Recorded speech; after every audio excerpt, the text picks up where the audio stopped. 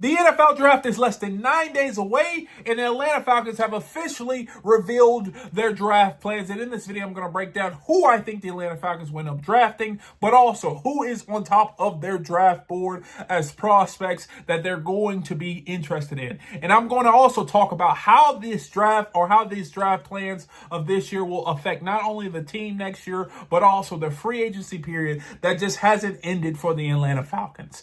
Now, I'm going to break all of this down, but I will say this. Most of this is found online on the internet. I'm talking about the visits. I'm talking about insider scoops, but also just normal knowledge, like why the Atlanta Falcons will go this way. And I'm going to break all this down and give you the top 5. Now, I first want to start with this tweet by Jay Ben. I find Jay Ben to be a reliable source of the Atlanta Falcons. He basically has told us many things that have come true. And he says this: I haven't seen an exact top 5, but I'm told a few things. Starks, a.k.a. Malachi Starks, has been moved out of their top 5, which is huge. A lot of people had the Atlanta Falcons selecting Malachi Starks at pick 15. But I also will say this: if they moved him out of their top 5, that means he's 6 on their big board because he was recently as a top 5 player.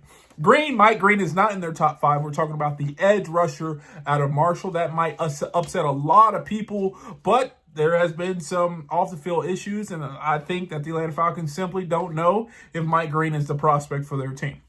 Both Starks and Green are rated above Stewart. That's talking about Shamar Stewart, that edge from Texas A&M. And I'm told the top 5 is offensive tackle and edge, and not to be shocked if they go right tackle to protect 9. Now, number 9 is a reference to Michael Penix, I won't say star quarterback the Atlanta Falcons drafted last year. And so this tweet says a lot. But because of this tweet, I'm going to show you who I think the Atlanta Falcons, or who I think is on the Atlanta Falcons big board in their top 5 prospects coming out this year. Now, number 1, I think Jalen Walker is the number 1 prospect for the Atlanta Falcons right now. He's a guy that they see could be not only a 10, 12, 15 sack a year guy, but could be that leader that helps this defense get over the hump. He is that elite pass rusher that the Atlanta Falcons have been looking for, and they believe he's a can't-miss prospect, to the fact that there's been reports that have come out and said the Atlanta Falcons may be interested in trading up to go get Jalen Walker out of Georgia. Now, I think Jalen Walker is a phenomenal prospect, and I think he will fit very, very well in the Atlanta Falcons, especially if they're able to get him. But I think, to be honest, he may be gone by the time the Atlanta Falcons get there. Now, if the Atlanta Falcons are able to move up, maybe that'd be a different story, especially now that the theme is a lot of teams are interested in moving back and getting capital. And so Jalen Walker may be the pick for the Atlanta Falcons, and that's why I have him number 1 on their draft board. Number 2, I would say, is the tackle out of Missouri, Armand Membu. Like this tweet said, the Atlanta Falcons are very interested in tackle and helping and keeping up Michael Penix, keeping Michael Penix upright. Armand Membu, in my opinion, is the best tackle in this draft. He is the most skilled, but also most powerful tackle. He is a guy that could protect Michael Penix blindside for years to come. You pair him with Jake Matthews, and then you're able to figure out a way to trade or get some value for Rashard. I'm drawing a blank on the name of the tackle now. But yeah, get some value for him. And that will be a guy that, if you're able to get Armand Membu at the 15 pick, that is a lot of value there. And I think that's why he's second on the Atlanta Falcons big draft board. 3, I think it is Kelvin Banks, offensive tackle out of Texas. For some reason, he has slid. His draft status has gone down, and the Atlanta Falcons could find him to be, like I said, the tackle to help protect Michael Penix going forward. He's a guy that they've had conversations with. They've brought him in for a visit. They've talked to him, and that's something where I can see the Atlanta Falcons zigging where a lot of people say they need to go here, zigging while they're going zag. And the Atlanta Falcons are interested in tackle per this tweet and per some of the visits they've been talking about. So Kelvin Banks could be a player. He's a really good value, like I said, and he could be the player in the pick for the Atlanta Falcons. A lot of fans aren't going to like that, but if the Atlanta Falcons are able to get a top 10 talent from a tackle position at 15, I think that's a lot of value, even though there is a need for a defensive line and an edge protector. I get it. But I'm just saying that could be something that happens. 4, I think this will ultimately be the pick of the Atlanta Falcons just because I think Jalen Walker's gone. I think Amara Membo is going to be gone. And I honestly think Kelvin Banks is going to be gone. Something that is underrated when it comes to the NFL draft, tackles go a whole lot higher than people expect them to go. We usually see 3 or 4 tackles go in the first 12 picks. That's just happened year over year. And I think Kelvin Banks will honestly be gone. And because of that, I think the Atlanta Falcons will fall on Mykel Williams. I think he is an edge rusher that they need. He is a guy that's a leader, but also is a guy that could get after the quarterback with pressures and utilizing some of that power in his game to get after NFL quarterbacks. I think he will fall to them at 15. And if, like I said, Kelvin Banks doesn't fall to them at 15, he will fall to them at 15, and they will end up selecting a guy that can help their defense now and help their leadership and locker room in the future.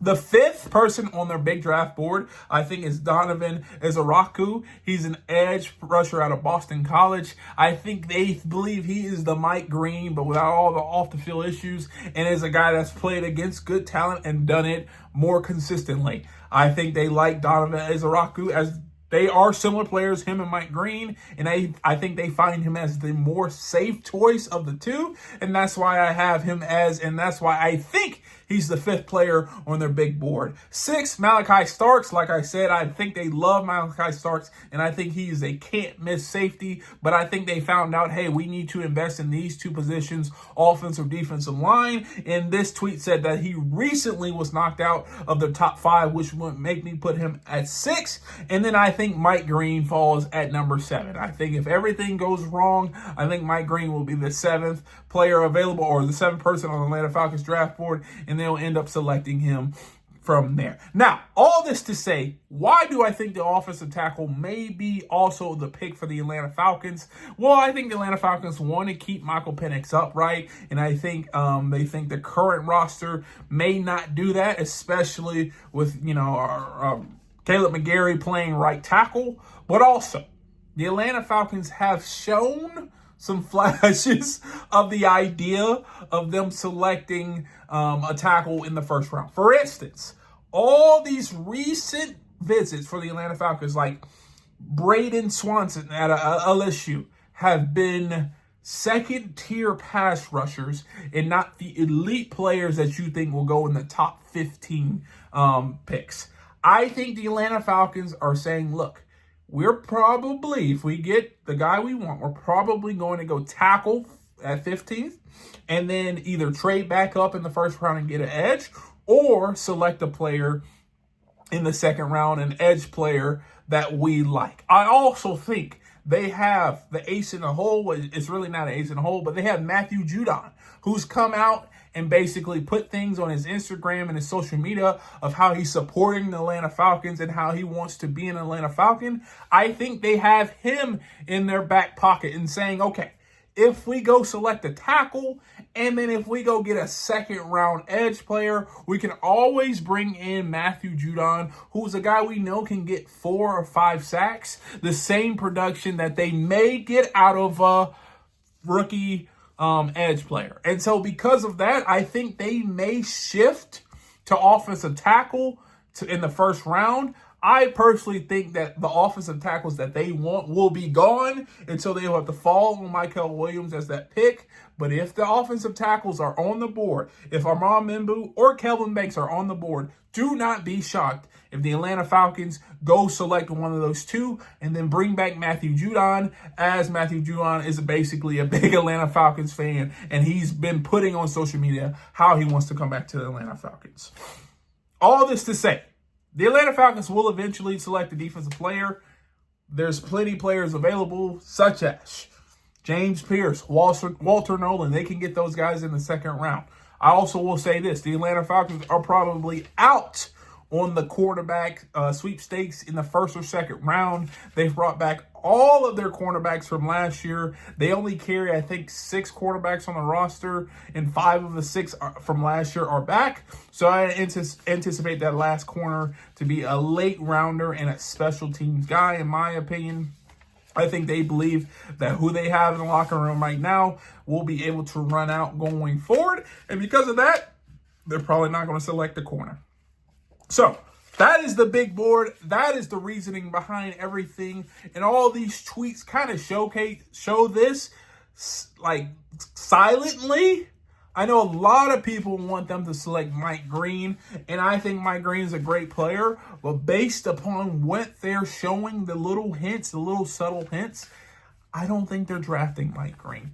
Mike Green had some of the Atlanta Falcons faithful show up to his pro day, but if you really think about it, majority of the Atlanta Falcons showed up to the UGA pro day, where 2 of the 3 guys on their big board was there working out. And then I also think they've had conversations with Kelvin Banks basically saying, checking out this guy, seeing if he's a fit for the Atlanta Falcons, which I think he may be. Now, if you agree or disagree with this big board, leave a comment down below. Let me know where I'm off, but I'm telling you, per the tweets and per the information out there, do not be shocked if the Atlanta Falcons go offensive tackle to protect Michael Penix and then dip back in the late first, early second round and get an edge rusher, a developmental edge rusher, such as the guys I said, and maybe even James Pierce. And then they're going to re-sign Matthew Judon. And then from there, all bets are off. But if you enjoyed this video, do me a favor, hit the thumbs up, subscribe, and turn on post notifications. And if you want to see more videos like this, check this one out right here. And like always, peace.